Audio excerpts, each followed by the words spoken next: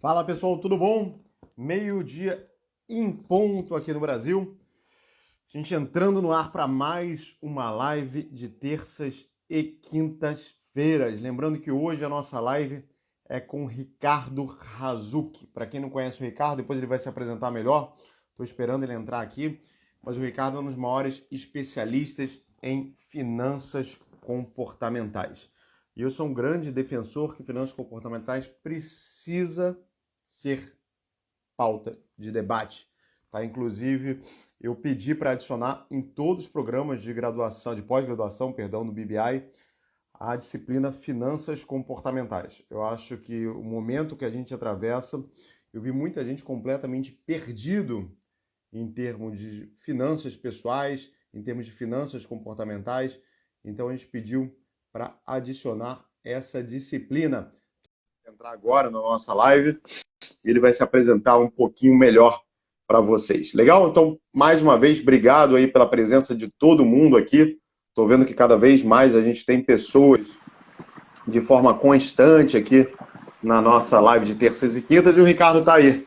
Tá? Então, primeiro, Ricardo, bem-vindo aí à nossa live de terças e quintas. Tá? Obrigado aí pela sua presença, obrigado aí pelo seu tempo. Tá?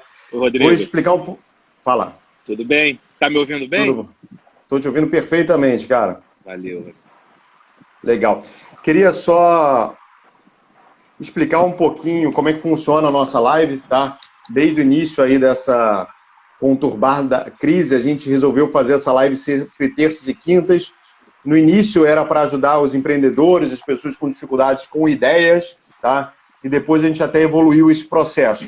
Hoje a gente está trazendo temas e pautas que eu acho que são necessárias a gente colocar nessa discussão. E, cara, eu estava conversando com eles antes de você entrar, eu tenho certeza que finanças, tanto pessoais quanto comportamentais, os dois assuntos se fundem muito, né? Um tema que precisa estar em pauta. É uma demanda que a sociedade tem, é uma demanda legítima que a sociedade faz. Muitas vezes, os formadores de opinião são pessoas que não tanto conteúdo sobre o assunto, por isso que eu fiz questão de trazer um dos maiores especialistas no assunto para cá, e a gente vai debater hoje esse tema. A ideia é a gente ir trocando ideias aqui, trocando algumas perguntas que eu recebi durante a semana, nos primeiros 30 minutos, e depois a gente liberar para possíveis perguntas que possam surgir aqui também, tá bom? Claro. Legal. Ricardo, eu queria primeiro que você contasse um pouquinho aí da sua história, cara, para o pessoal te conhecer, pode ser? Claro, pode. Bom, meu nome é Legal. Ricardo Razucchi, só acabo sendo até mais conhecido pelo sobrenome, né? E eu comecei minha formação acadêmica fazendo engenharia de produção, estudei na UFRJ na década de 90, né? Deve ter gente aí que ainda nem tinha nascido. Então, na época, era governo Fernando Henrique, né? A gente estava numa época em que a gente combatia ainda a inflação, né? Na época tinha esse grande problema na economia, um problema que, digamos que o Brasil tenha realmente conseguiu, né? Superar, ainda que existam sempre preocupações em manter a inflação sob controle, né? Então, naquela época, eu fiz engenharia de produção na UFRJ, foi um curso bastante interessante. Eu sempre fui uma pessoa que gostei da área gostava, né, e continuo gostando das áreas de exatas, mas também sempre tive uma predileção também pela área de humanas, né? Então eu meio que calquei minha trajetória acadêmica e profissional tentando sempre conciliar, né, essa questão das disciplinas mais exatas com as questões de humanas, o que acabou culminando hoje, né, num interesse muito forte pela psicologia, né, e que acaba levando para as finanças comportamentais. Então, acho que as coisas não são nunca por acaso, né? Então, eu fiz engenharia de produção, foi um curso interessante, que realmente tinha uma pegada, dentro das engenharias, era que tinha pegada mais, digamos assim, humana, né? Não que as outras não tenham, mas que tinham disciplinas, inclusive, de psicologia industrial, né? De ética. Depois eu trabalhei um tempo na IBM na época ainda era Anderson Consult, na Accenture, uma empresa de Uhum. consultoria. Na IBM já foi na área de finanças corporativas. E na Accenture foi mais na área de consultoria estratégica e processos. Eu trabalhei um pouco nisso também. E aí eu parei para fazer o mestrado no COPEAD, em administração, na UFRJ, já mais nessa linha de querer realmente não me aprofundar no conhecimento de nenhuma engenharia em si, mas mais na gestão. Também foi na área de finanças e operações, foi meio que uma dobradinha que eu fiz lá. E aí eu acabei trabalhando depois que eu saí do mestrado na Petrobras, né? Essa é uma parte curiosa aí da minha vida profissional. Eu trabalhei por É, eu, 10. eu mesmo não sabia, né? Eu esqueço, na É, verdade, você já tinha me contado. o pessoal às vezes fica meio confuso mesmo com minhas trajetórias, que eu sou meio inquieto. E aí eu fiquei de 2003 a 2013. Na verdade, 2003 no iníciozinho de 2013, praticamente 10 anos na Petrobras como engenheiro de produção, né? Meu cargo era engenheiro de produção, passei por concurso na época. E lá pude trabalhar em várias áreas. Eu comecei pela área de gestão estratégica do abastecimento, depois fui trabalhar na área de pesquisa no SEMPES, na parte de gestão estratégica também, do portfólio, né, de projeto de pesquisa. E aí, finalmente, eu voltei para a sede, terminei minha carreira dividindo o tempo que me restou lá, né, por decisão própria, na área de responsabilidade social e finanças corporativas. Então, é muito claro assim, que eu gosto, né, de experiências diversas, de conhecer pessoas que pensam diferente. Isso me enriqueceu muito. E na época eu saí da Petrobras porque eu já vinha dando aula, né, nos MBAs da FGV, principalmente, alguma coisa também lá no COPEAD, e eu queria realmente me dedicar mais à docência. E eu estava achando muito burocrático o trabalho na Petrobras.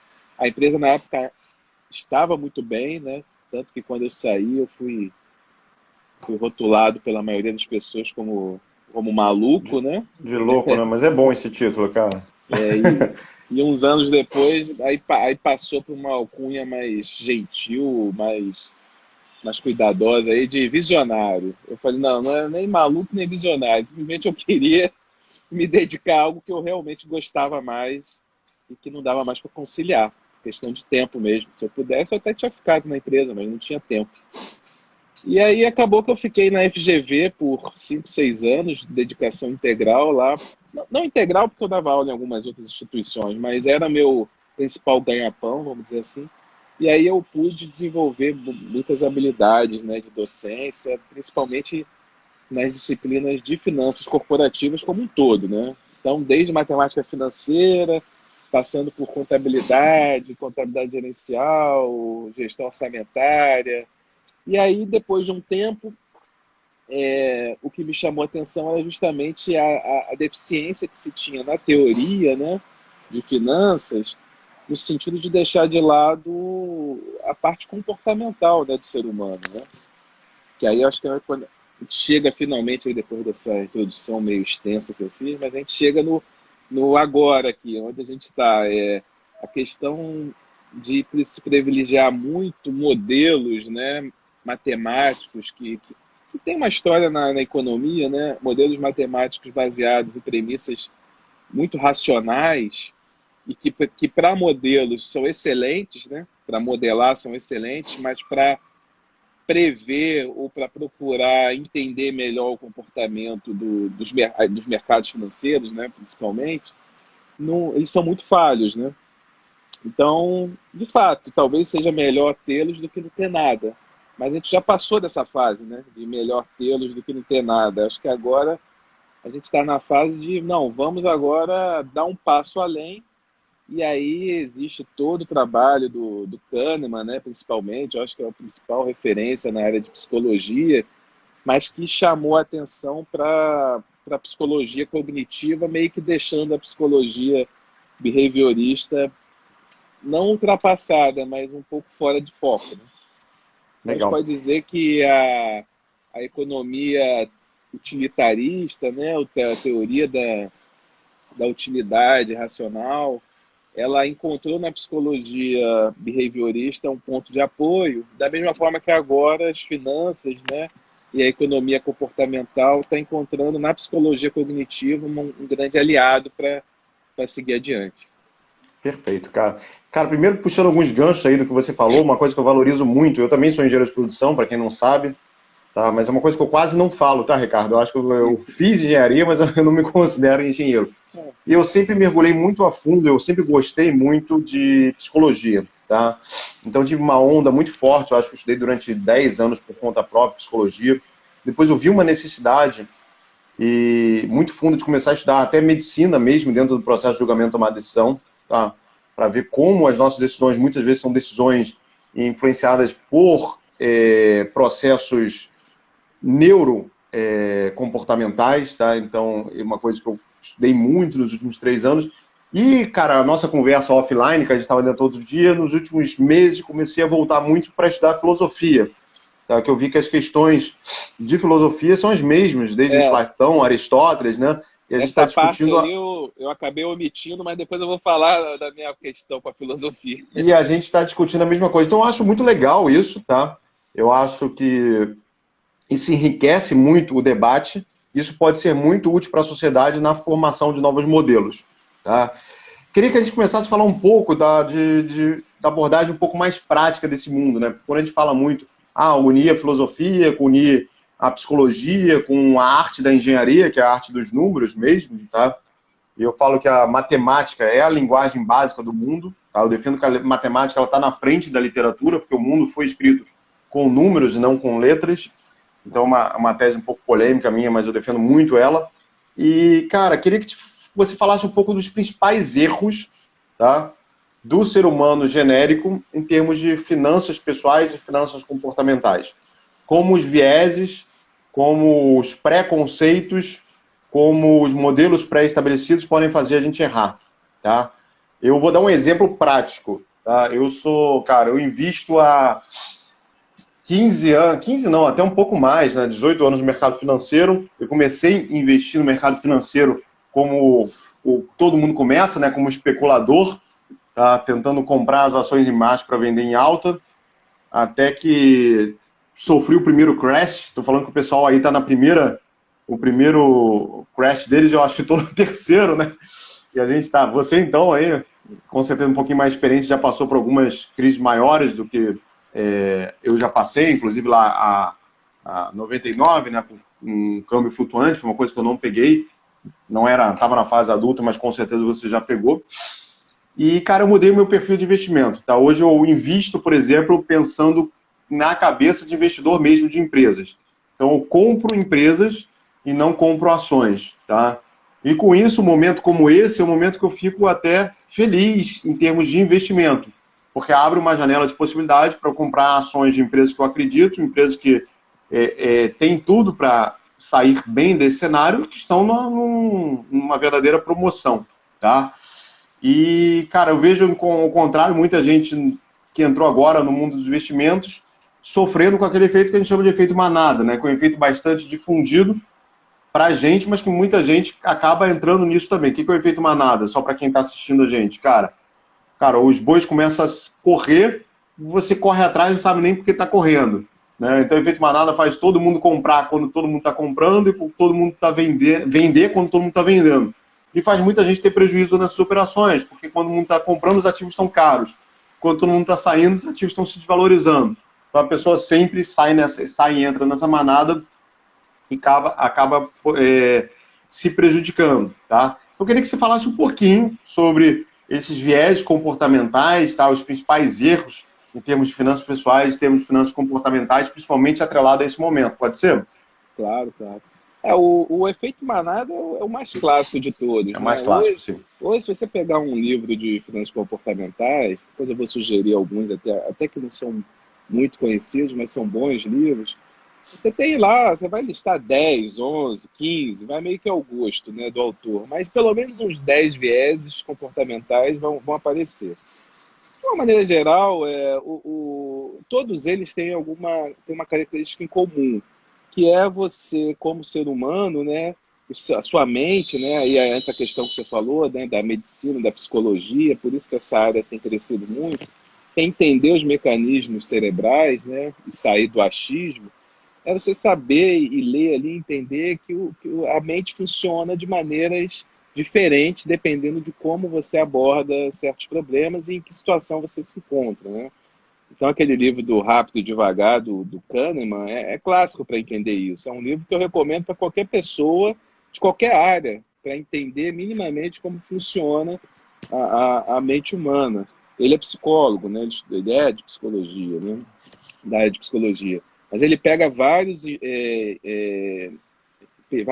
pesquisas que ele fez, né? Vários instrumentos que ele utilizou, e ele mostra ali como que a gente se engana em várias situações. Então, basicamente, a questão é que o cérebro ele se utiliza de atalhos mentais, né, para tomar decisões rápidas em situações em que não há tempo ou não há mesmo informação suficiente para que se elabore uma resposta mais racional, né, que seria, digamos, uma segunda maneira de se pensar e de se deliberar. E nessa reação de atalho mental, essa reação é muito mais emocional do que deliberativa, ou seja, você não faz uma análise dos prós e contras, daquilo que você considera como interessante de julgar, né, com cuidado e com racionalidade, para no final você tomar uma decisão. Acaba que é como se fosse um instinto. Você toma a decisão por instinto, ou seja, é a clássica compra por impulso que se estuda em marketing, né? Você está ali já indo pagar na farmácia o remédio que você foi comprar porque você está com uma dor de cabeça há 3 dias, então você ponderou, né? Estou com dor de cabeça há 3 dias, eu preciso melhorar minha dor de cabeça, não consigo viver assim de maneira a ser produtivo, a ter uma saúde boa, vou me deslocar à farmácia e vou comprar um remédio. Ou seja, você parou para pensar o problema, deliberou e executou. Aí você chegou lá, comprou o remédio, quando você está saindo e vai pagar o remédio, aparece ali você já está até se sentindo um pouco mais aliviado, né? Por estar com o remédio na mão ali. O ser humano é meio assim, né? A questão da sugestão, né? Então você já está até um pouco mais aliviado, já começa a ficar mais otimista, que é um dos vieses, né? O viés do otimismo. Você está mais um pouco otimista, aí você vê um produtinho novo ali em promoção para você provar. Aí você vai e faz uma compra por impulso. Ou seja, na hora que você chegou, você nem olhou para aquilo, você queria resolver seu problema de dor de cabeça, você tinha deliberado uma ação. Quando você está saindo e já sente que seu problema está meio que resolvido, né? Você já está com o remédio na mão, sempre que você tomou, resolveu, então você está otimista quanto àquilo, a sua mente já se transforma e você já começa a se abrir para uma série de possibilidades, como, por que não provar essa balinha aqui que eu nunca vi e está com preço razoável? Então, é intuitivo, né? É instintivo. No mercado É, financeiro, pode falar. e assim, eu estou trazendo exemplos mais simples, porque no mercado financeiro é mais ou menos a mesma coisa, né? Então, a gente não muda, né? Não muda de pessoa, o cérebro não muda quando você sai de uma situação de uma compra numa farmácia ou para comprar ações. Então, quando você está no momento em que você decide, né, por investir seu dinheiro em renda variável e sabe que esse tipo de investimento envolve risco, a decisão de se tomar um risco, muitas vezes ela está sobreestimada ou subestimada no sentido de impacto que aquilo vai te trazer como pessoa, como ser humano que sente, né? Devido ao seu estado mental naquele momento da decisão. Então, se você acabou de passar por um período de vários, digamos assim, pequenos sucessos na sua vida profissional, você está numa corrente otimista, né, autoconfiante, é muito provável que você vai estar com um nível de aversão a risco menor. E se você está com um nível de aversão a risco menor, você vai estar mais propenso a investir em situações de risco, que envolvem um risco maior. E se você liga para a pessoa, para um banco, né, ou para uma corretora que vai fazer esse papel para você, ou se você mesmo vai escolher as suas ações, você certamente vai estar menos protegido, digamos assim, pela racionalidade para tomar a decisão que você tomaria numa situação mais neutra, né? Que também é difícil de se definir. O que é uma situação neutra, né? Uma situação neutra seria o quê? Uma situação de você estar num estado de nirvana, né? De zen, budismo. Então, Mas só te interrompendo aí, uma dica que eu tenho nesse, e eu ando muito estudando esse ponto, né? Como chegar à conclusão da decisão na situação neutra. É por isso que eu te interrompi, desculpa aí, Ricardo. não, então é bom. Fazer um paralelo aí, cara, eu falo, como é que você chega nesse viés neutro, tá? Eu falo que você precisa ter um apreço, um respeito e uma paixão muito forte pela sua estratégia. Eu não sei se você concorda comigo, tá? Você precisa ter um respeito àquela que foi a estratégia inicial sua. Eu vejo muito, por exemplo, o pessoal que está acompanhando Casa de Papel, o Palermo fala isso num determinado momento. Ele falou: a minha paixão não é pelo que está acontecendo aqui, minha paixão é pelo plano inicial.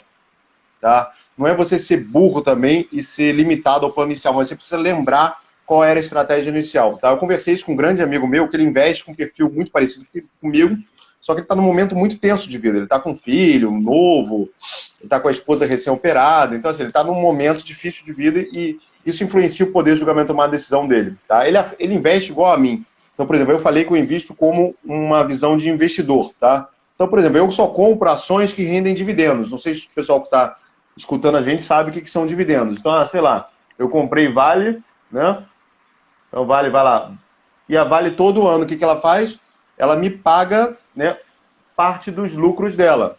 Então, ela pega o lucro dela, sei lá, tem um lucro de 100 bilhões e eu tenho 1 milhão de ações distribuídas, o que ele vai fazer? Vai pegar o lucro de 100 bilhões e vai dividir pelo número de ações e vai entregar esse lucro para o acionista. Tá? Então eu invisto com essa vertente. Tá? Agora vamos dizer que a Vale valia R$ 30 a ação da Vale antes dessa crise e hoje em dia vale 10.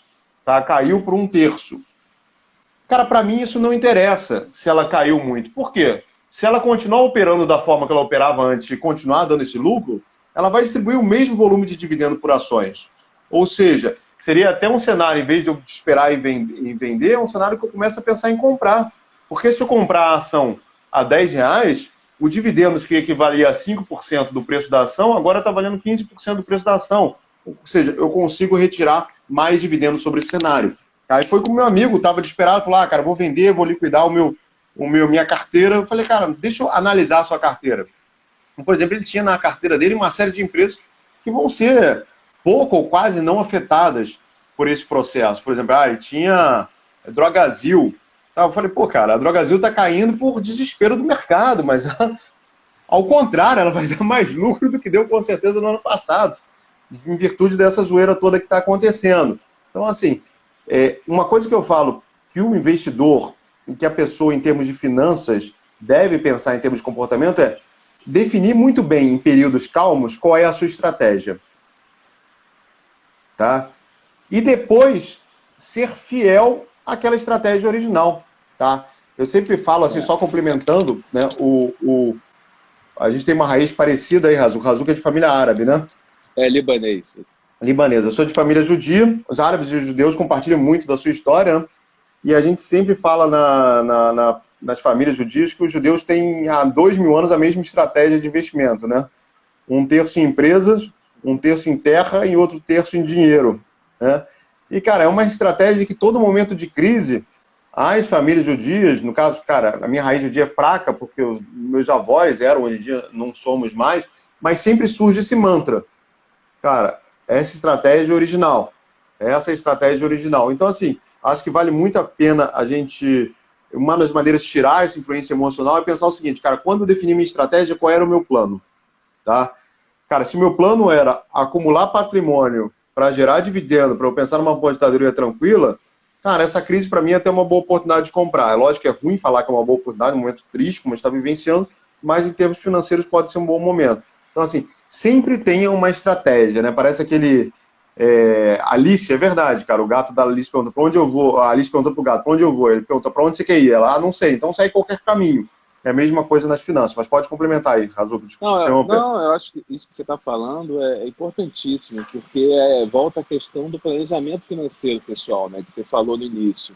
Tanto da questão das finanças comportamentais e o planejamento financeiro pessoal estão integrados, né, estão interligados. Eu tenho muitos amigos, né, que naturalmente também investiram na Bolsa nesse período recente, e que me ligaram, né, na época, agora, recentemente, falando, pô, o que eu faço, o que eu faço. E o que eu identifiquei de maior erro em comum, se é que a gente pode chamar assim de erro, né, mas de característica em comum entre eles, é que eles reservaram um percentual de aplicação em empresas, como você falou aí, um terço, um terço, um terço, né? Só que eles colocaram um percentual de aplicação em ações que agora se mostrou para eles que é um percentual um pouco elevado. Ou seja, eles aplicaram 30, 40, 50% da riqueza deles em ações, numa época em que, aí de novo, vem a questão do viés, né? Numa época de otimismo, de comportamento de manada, do viés da disponibilidade, né? Ou seja, de você lembrar apenas das coisas boas referentes à Bolsa e não lembrar que ela já passou por problemas recentes semelhantes, e colocaram um percentual elevado, né? Mas como é que você descobre que o percentual que você colocou é elevado? É agora, quando você sente a pancada e você sente muito. Então, acaba que a gente, né, a gente acaba aprendendo com sofrimento mesmo, né? Muito mais do que tentando antecipar. A gente consegue diminuir um pouco essa aprendizagem pelo sofrimento, fazendo uso do que a gente consegue aprender ao longo da vida, né? É o que eu e você, a gente tenta fazer diariamente. É tentar passar um pouco da experiência, do conhecimento que a gente tem, mas não tem aprendizado melhor, aquela velha história, né, da família, acho que era japonesa, que o filho ia botar o dedo na tomada e o pai deixava, né? Mas ele nunca mais vai botar o dedo na tomada. Se eu ficar só falando, falando, falando, vai ter um dia que ele vai enfiar o dedo na tomada. Então, você sentir esse impacto, você sente, bom, realmente eu não tinha que ter posto 50%, eu tinha que ter posto 20% da minha riqueza. Agora, não é só a questão de você sentir o impacto, porque você sente o impacto também de maneiras diferentes devido aos seus objetivos, né, financeiros. Era aquilo que você estava falando. Se eu estou colocando dinheiro para a minha aposentadoria e eu não quero correr risco, né, de comprometer a minha aposentadoria, eu vou comprar títulos do Tesouro. Eu vou comprar lá o Tesouro que me dá IPCA mais uma taxa pré-fixada e eu sei que vai sempre me remunerar pela inflação, ou seja, eu nunca vou perder o valor do dinheiro no tempo, em termos de corrosão pela inflação, e ainda vou ganhar mais um valor real, né? Que no Brasil sempre foi uma taxa real bastante alta, né? Recentemente é que as taxas têm caído.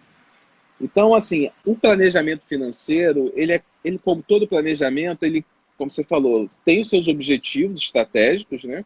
A partir desses objetivos, você vai desdobrando em planos operacionais, né? Bom, já que eu quero atingir esses objetivos, eu quero me aposentar aos 65 anos, eu quero comprar uma casa aos 40 e eu quero que meus filhos estudem em escola particular. Esse objetivo vai me traçar um determinado tipo de aplicação. Se eu decido que eu não vou ter filhos, não vou casar, e eu quero viver de aluguel pro resto da vida, você vai ter um outro portfólio de investimento. Então não dá para homogeneizar, né, Não tem uniformizar. receita de bolo, não. Não tem, e é isso que é o problema, porque as pessoas querem receita de bolo, não existe receita de bolo. Não existe receita de bolo. E assim, não é uma questão de querer vender, né? A gente não está vendendo nada aqui, é uma questão de uma constatação, né? Então, assim, Eu acho que existe um problema mais grave aí, Razul, que você tratou nas entrelinhas, é que o perfil de investimento do brasileiro vai ter que mudar, tá? Vai ter que mudar na marra, porque assim, vamos pegar um histórico aqui, enquanto estava falando, fui buscar o histórico aqui para ver se eu estava falando besteira. Não, a gente saiu de um cenário em 1997, taxa de juros real de 50% no Brasil, lembra?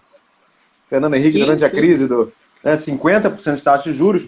Meu amigo, 50% de taxa de juros, você não precisa ser um gênio para dobrar o seu patrimônio a cada 2 anos. Você bota no lugar mais seguro do mundo, bota no tesouro aí direto, e você vai dobrar o seu patrimônio a cada 2 anos.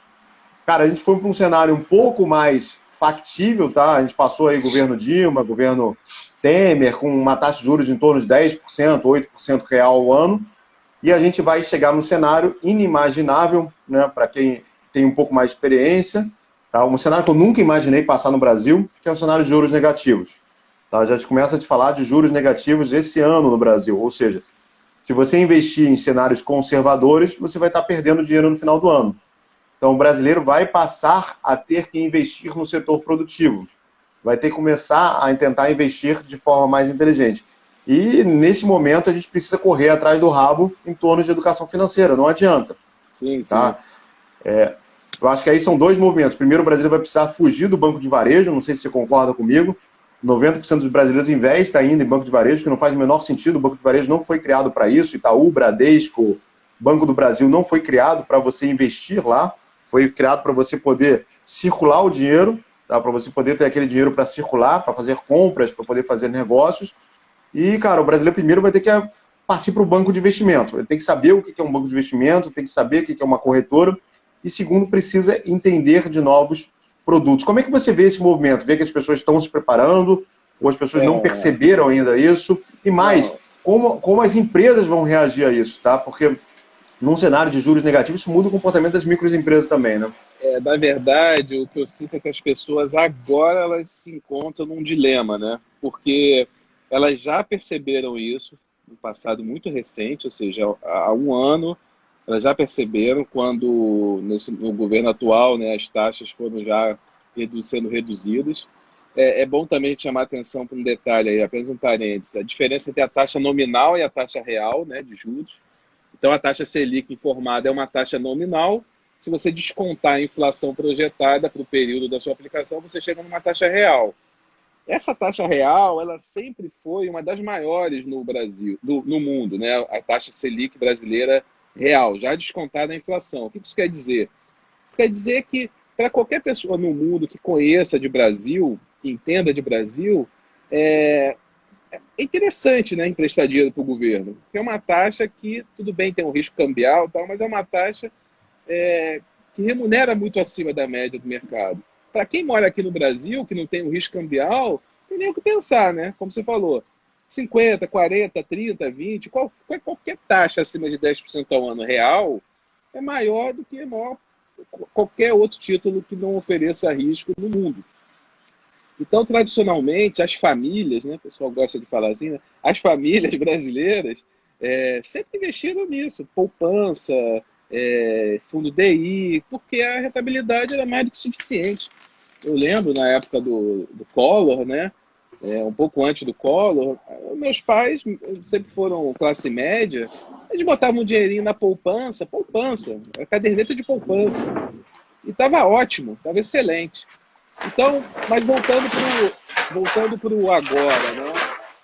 A taxa Selic a 3,75, vamos deixar claro, ela antes do coronavírus ela já tinha chegado a 4,25, ou seja, um cenário de estabilidade já tinha sido decidido que a taxa Selic nominal seria de 4,25% ao ano.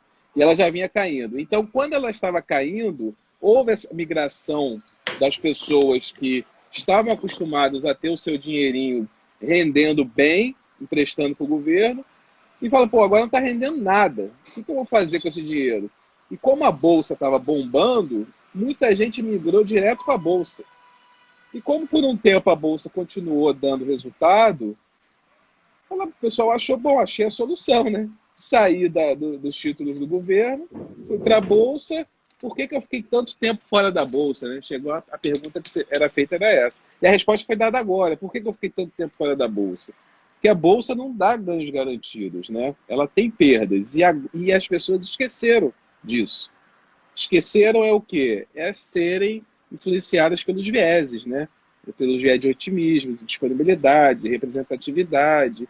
Então, quando as pessoas, em geral, resolveram colocar o dinheiro na Bolsa porque estavam achando que as suas economias não estavam rendendo muito, elas fizeram um movimento um pouco agressivo. Em vez de botar 10, 20, 30% lá na Bolsa, meteram 20, 30, 40, 50%. E aí, quando vem a crise, elas perdem muito dinheiro. E ninguém gosta de perder dinheiro. Eu acabei de vir de uma clínica médica em que o médico, dentre 5 pontos negativos que ele comentou da vida atual dele, um deles era que a mulher dele estava mandando ele dormir agora num quarto separado. Ele falou, eu perdi 40% do meu dinheiro. O cara com boas economias, assim, classe, digamos assim, brasileiro acima da média em termos de renda. E você acha que ele não está afetado? Ele está afetado. Ninguém gosta de perder 40% do que ganhou ao longo da vida toda. Agora, ele não vendeu. Então, se ele não vendeu, não quer dizer que ele tenha perdido, né?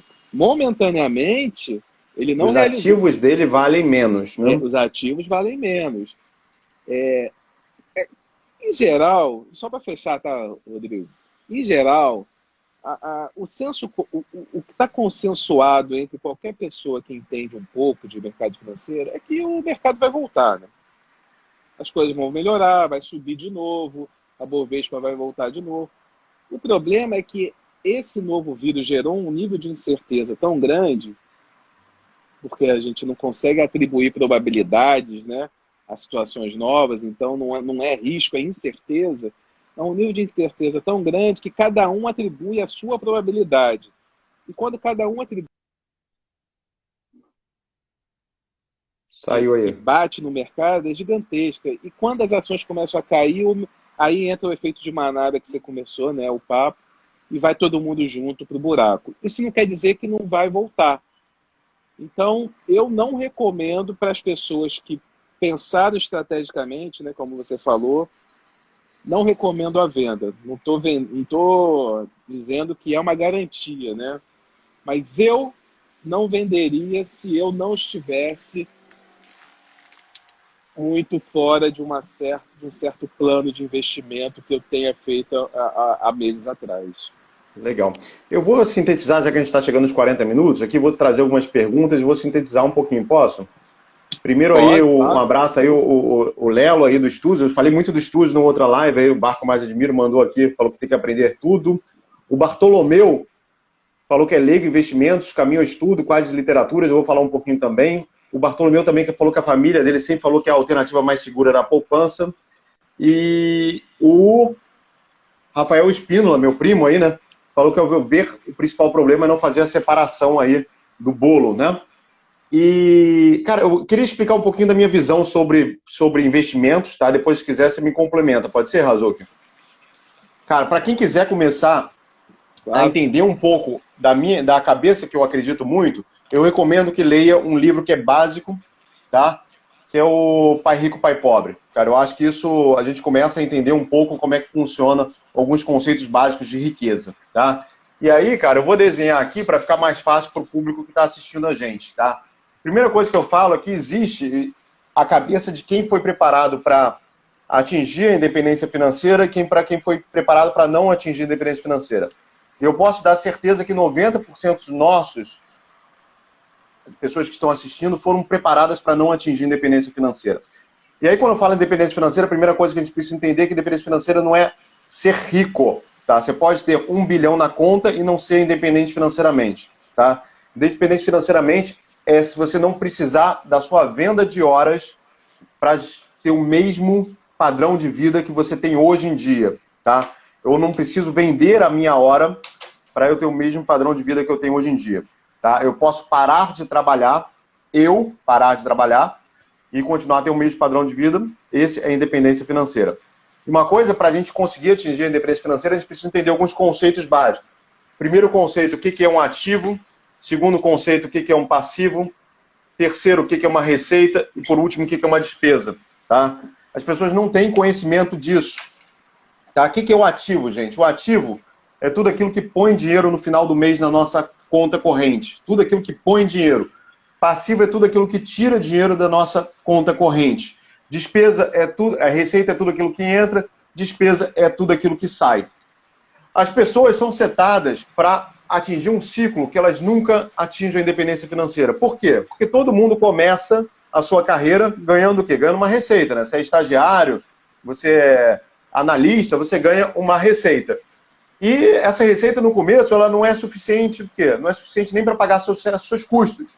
Mas uma hora você consegue que a sua receita seja suficiente para pagar seus custos, você está equilibrado, está ganhando a mesma coisa, está gastando, está começando a ficar legal.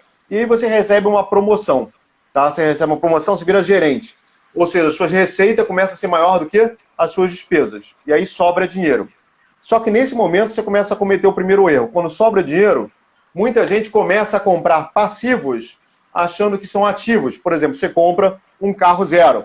Cara, no momento depois que você comprou o carro zero, tá, esse carro começou a gerar o quê? Despesas para você. Então, aquela receita menos despesa que sobrava grana, essa grana começa a ser consumida pelo carro.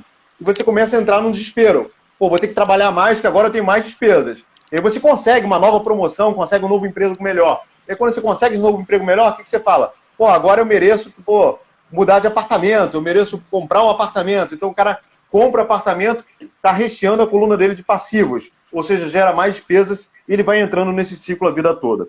Eu falo que a pessoa que tem um mindset para pensar em atingir independência financeira é o cara que logo no começo da carreira, quando ele tem uma receita e sobra algum dinheiro em função da dedução das despesas, ele começa a comprar ativos, tá? E a gente precisa estudar quais são os melhores ativos para a gente comprar, tá? O que é ativo? Ativo é tudo aquilo que gera dinheiro no final do mês para você. Ah, um carro, por que é um passivo? Porque ele tira dinheiro. Mas se você tiver um carro para alugar para um Uber, aquilo vai estar gerando dinheiro no final do mês. Se você tiver um apartamento para alugar, aquilo vai estar gerando dinheiro no final do mês. E esse dinheiro vai aqui para a linha de receita. Então, no dia seguinte que você comprou um ativo, a sua receita não passa a ser só a receita do seu trabalho.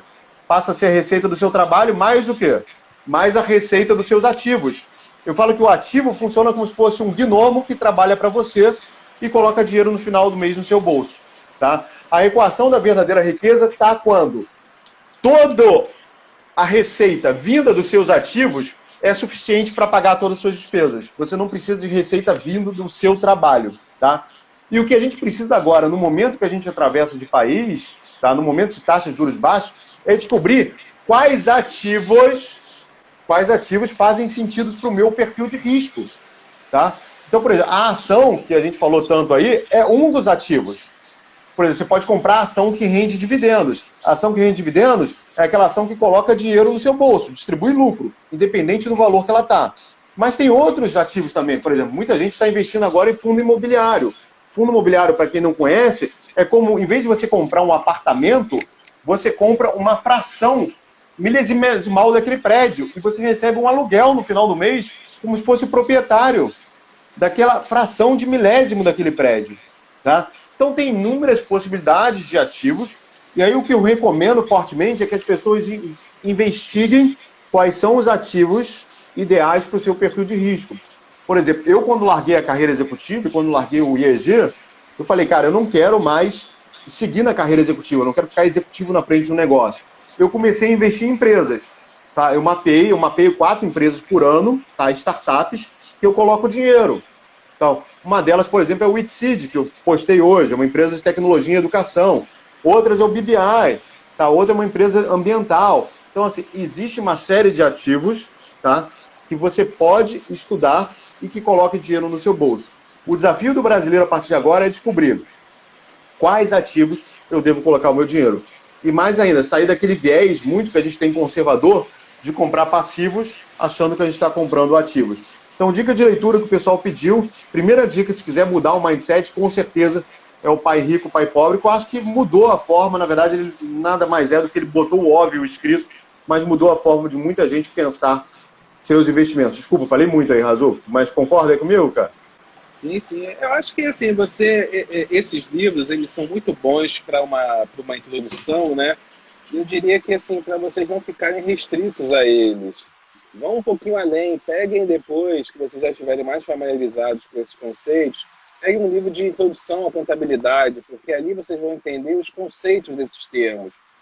O que é um ativo, o que é um passivo, o que é uma receita, o que é uma despesa. E vocês vão ver que tem outros conceitos que vão além desses e que vão enriquecer mais ainda o repertório de vocês, tanto para analisar as empresas, como o Rodrigo está falando, né? Pô, como é que eu vou analisar a empresa que eu quero comprar? Se você não entender um relatório, como é que um relatório contábil é elaborado, você não consegue analisar.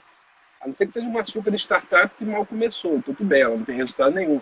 Mas se for uma empresa já em operação, como é que você vai analisar o resultado econômico financeiro dela se você não sabe analisar um balanço patrimonial, uma demonstração de resultado, um fluxo de caixa? E todos esses conceitos vão estar, todos não, né? Uma parte vão estar no livro, né, que o Rodrigo indicou, mas todos eles vão estar em qualquer bom livro de contabilidade empresarial. Então, o que eu recomendo, né, leiam sim esses livros, né, Pai Rico, Pai Pobre, o Pensar Rápido, Pensar Devagar, né? Todos esses livros de sucesso, eles são excelentes para a gente abrir a cabeça e entrar num mindset, né, vamos chamar assim, mais científico, né? E depois vão nos livros também dos pesquisadores que estudam aquele conceito mais aprofundado, né? Não, Então, isso está certíssimo. Desculpa interromper novamente, Razul. O que eu falo é o seguinte, cara, vai investir no ativo, você tem que entender sobre ele. Tá? Então, por exemplo, toda ação que eu invisto, hoje eu invisto bastante no mercado financeiro, sempre pensando em recolher dividendos, tá? Nunca pensando mais ou menos na valorização da ação, para mim isso não interessa. Cara, eu estudo o balanço completo, todos os relatórios, assim, a gente precisa entrar a fundo, a gente precisa deixar de ser leigo. O Lelo aí, mais uma vez, contribuiu legal, ele falou, cara, a escola não ensina isso, a escola brasileira realmente não ensina isso. Eu acho que não é interesse de muita gente que a gente não aprenda sobre isso, né? Primeira coisa. Eu acho que toda a teoria da conspiração tem um fundo de razão, mas por outro motivo também. A gente, historicamente, vem de um país de juros altíssimos, tá? E o que eu falei, um país com 15% ao ano, dá para todo mundo ganhar dinheiro, tá? sim, sim. Então, a gente veio num cenário, cara, num cenário tão absurdo que eu falava sempre, cara, tinha fundo em banco cobrando taxa de administração de 4% ao ano. Porque, lógico, num cenário de juros Selic a 15%, tá? Cara, você pode cobrar a taxa de administração que for. Agora, no cenário de juros baixos, você vai ter que pesquisar, cara, que investimento você vai fazer, inclusive levando em consideração a taxa de administração do fundo. Tá? Só para a gente começar a finalizar aqui, né, eu sempre falo, cara, quando você vai comprar um notebook, tá? Olha o tempo que você está pesquisando sobre o notebook. Você entra na internet, tá? Você levanta todos os notebooks, você faz uma cotação de preço de notebooks, você compara lojas, mas na hora de investir o dinheiro, tá? Você segue a dica do gerente do seu banco. E fala, não, esse é o melhor lugar. E que, então, assim, infelizmente, nem sempre tem o preparo, né? Às vezes tem boa intenção, mas nem sempre tem o preparo. Exatamente. Então, assim, como a gente faz uma compra de um produto e a gente é cuidadoso, a gente tem que encarar como um produto financeiro como um produto como outro qualquer. Tá? Vamos estudar a fundo, tá? Vamos investigar os produtos, vamos estudar o balanço das empresas. Ah, se é um fundo imobiliário, por exemplo, eu invisto muito em fundo imobiliário. Mas, cara, eu vou descobrir qual prédio aquele fundo imobiliário comprou. Quem são os locatários daquele prédio? Assim, a gente precisa gastar um tempo para fazer um wealth management, fazer uma gestão da nossa riqueza, tá? Isso é algo que o brasileiro não tem cultura e a gente precisa ter essa cultura, tá? Esse momento só acelerou, eu sempre falo que as crises aceleram o movimento. Esse momento só acelerou a gente ter taxas de juros padrão world class, tá? Padrões não especulativos, e a gente vai ter que passar a investir. Em todos os níveis, tá, o Razul? Que eu falo, por exemplo, as pessoas que já investiam bem, elas vão ter que passar para um outro nível também. Por exemplo, cara, pouquíssimos brasileiros investem no exterior. Esse é um viés. É um viés muito complicado, que muita gente não fala, tá? A gente acaba investindo só onde a gente mora. Cara, existe um mundo todo para investir. Quantas pessoas você conhece investem no exterior, Razul? Eu acho que pouquíssimas. Né? Na verdade, assim, a maior parte da sociedade brasileira não tem, né, educação financeira, e mesmo as que têm um pouco de educação, mal sabem aplicar no Tesouro Direto, né? Tem medo de aplicar no Tesouro Direto, que é uma ferramenta que já teve um esforço absurdo do governo para ser a mais fácil possível, a menos arriscada que se possa ter. Então, imagina se a pessoa não consegue nem investir no Tesouro Direto, muitas vezes nem ouviu falar, né, o que é o Tesouro Direto, quanto mais investir fora do país, né? Como assim investir fora do país? Eu posso, né? Então, é um caminho longo aí que a gente tem pela frente. Mas eu estava falando que todo mundo vai ter que mudar de patamar. Por exemplo, eu vejo as pessoas que já investem bem vão ter que começar a investir melhor ainda também. Tá? E as pessoas que investiam tradicionalmente na poupança, que é perder dinheiro, muitas vezes, vão ter que começar a navegar em outros produtos financeiros também, né? Sim, a poupança já há muito tempo que deixou de ser vantajosa, simplesmente pelo motivo de que o Tesouro Direto oferece o mesmo nível de risco, ou seja, praticamente nulo, né? E com rentabilidade maior. Então, a poupança é muito mais um hábito, né, cultural do que uma decisão racional, né, uma escolha de valor. Não é que a poupança ela seja ruim em termos absolutos, é porque existem produtos melhores com o mesmo nível de risco. Então, por que eu vou Sim. aplicar na poupança? É uma questão aí sim, né, de deliberação, de tomada de decisão racional. Agora, como tudo caiu em termos de rentabilidade, a gente tem que repensar, né? Pessoal, só porque o Instagram está avisando a gente o tempo limitado nosso aqui, muita gente mandou essa semana pedido de indicação de livros, tá? Cara, eu tô lendo 5 livros ao mesmo tempo. Eu tenho esse hábito, eu até postei hoje isso. Tá? Eu acho que as pessoas leem errado, tá? Uma das coisas que as pessoas leem errado, você não precisa ler o livro todo, tá? Pode ler pedaços que interessa deles, você não precisa seguir a ordem do livro, e mais leia mais de uma coisa ao mesmo tempo. Então eu separei alguns livros aí, fora dessa área de finanças até, para as pessoas que seguem a gente aí, talvez que tem muito empreendedor seguindo. Cara, um livro que mudou minha forma de investir em empresas, tá? É o Receita Previsível, recomendo profundamente, tá? Vejo que muita gente aí que está seguindo trabalha com varejo. Então, cara, é um livro que eu recomendo que muda a forma de se pensar a receita dentro das organizações. Tá? Muita gente se preocupa com a receita recorrente. Hoje em dia eu me preocupo muito se as empresas que eu invisto têm receita previsível ou não. O que é isso? Se eu investir 30, eu tenho certeza que vai retornar 100. Se eu investir 100, eu tenho certeza que vai retornar 1 milhão. E como as empresas desenvolvem modelos de receita previsível. Muita gente fala, eu sou do varejo, o varejo depende de passar na porta. Cara, tem super empresas no Brasil que praticam modelos de receita previsíveis, uma delas é Reserva, que eu admiro muito, e que dá para se implementar em qualquer tipo de negócio, tá? Cara, um livro para quem quer começar a questionar os modelos econômicos, Economia do Bem, tá? Economia do Bem Comum, ganhador do Prêmio Nobel, Jean Tirole. E 2 livros para quem quer pensar em negócio em época de crise, que eu recomendo profundamente, é A Lógica do Cisne Negro, tá? E do Antifrágil. Os dois são do mesmo autores, do Taleb, tá? Eu recomendo profundamente a leitura dos dois, principalmente, tá, o Antifrágil, que fala sobre business, sobre negócios que podem se beneficiar com o caos. E aí, cara, eu queria, antes de passar a bola aí para o Razuki, também recomendar para quem quiser saber um pouco mais de investimentos, cara, siga o perfil de um amigão meu, tá? Celso Plácido. Celso Plácido foi estrategista, chefe da XP. Ele faz um morning call toda manhã, falando um pouquinho da visão dele do mercado.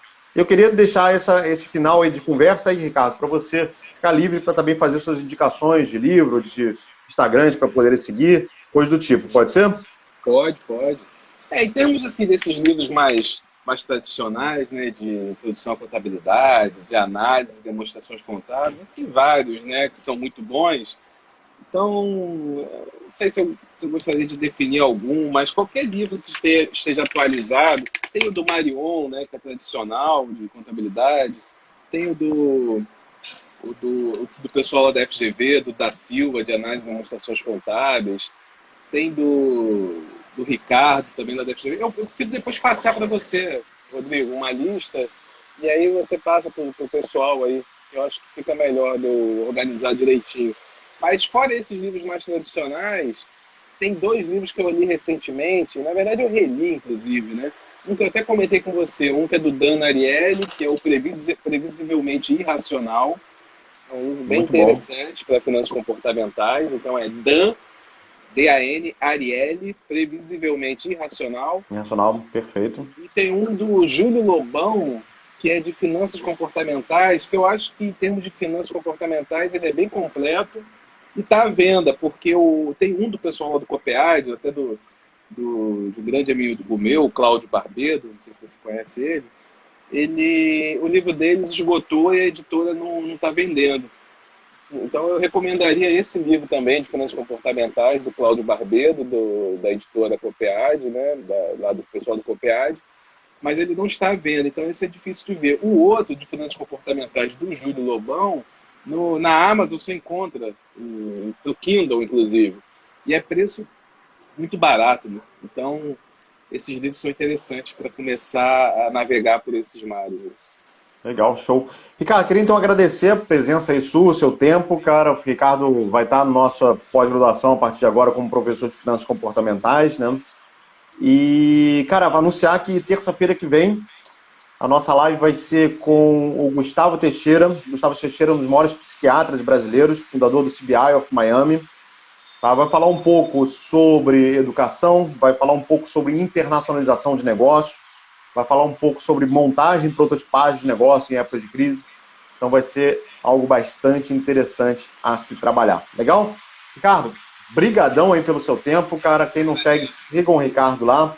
E sempre ao longo da semana vão mandando as dúvidas, que toda terça e quinta a gente vai estar com conteúdo novo, ao vivo, sempre trazendo algum especialista, sempre trazendo alguma pauta importante, né, para a discussão. Eu acho que cabe a gente não construir conhecimento, mas trazer pautas importantes de discussão nesse momento e trazer as pessoas que conseguem e podem conversar ou contribuir com essas pautas, tá bom? Gente, muito obrigado para vocês. Amanhã é Páscoa, tá? Tanto dos cristãos quanto dos judeus. Então, mais uma vez, muita paz nesse momento, muita sabedoria, muita calma para tomar a decisão. Tá? Eu sei que não é um momento fácil para ninguém, mas se a gente tomar as decisões certas na hora certa, todo mundo vai sair mais forte dessa batalha que a gente está passando, tá bom? A gente está aqui à disposição para o que a gente puder ajudar. Um abraço, pessoal. Tchau, tchau. Obrigado aí. Um abraço. Valeu, Razuki.